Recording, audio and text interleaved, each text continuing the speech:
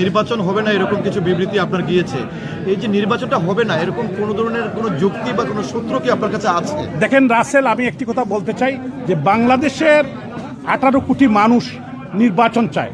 আওয়ামী লীগ একটি বিশাল রাজনৈতিক সংগঠন, যে সংগঠনের নেতৃত্বে বাংলাদেশের স্বাধীনতা সার্বভৌমত্ব আমরা পেয়েছি।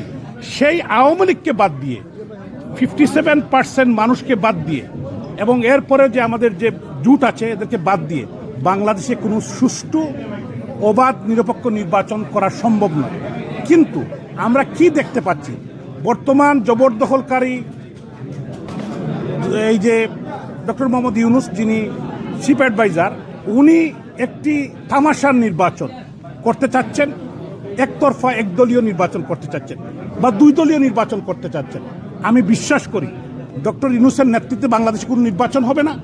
নির্বাচন হতে হলে তত্ত্বাবধায়ক সরকারের আন্ডারে, তত্ত্বাবধায়ক সরকারের নেতৃত্বে একটি অবাধ নিরপেক্ষ ইনক্লুসিভ ইলেকশন হতে হবে সবাইকে নিয়ে। আওয়ামী লীগ নির্বাচন করতে চায়, আওয়ামী লীগ নির্বাচনমুখী দল।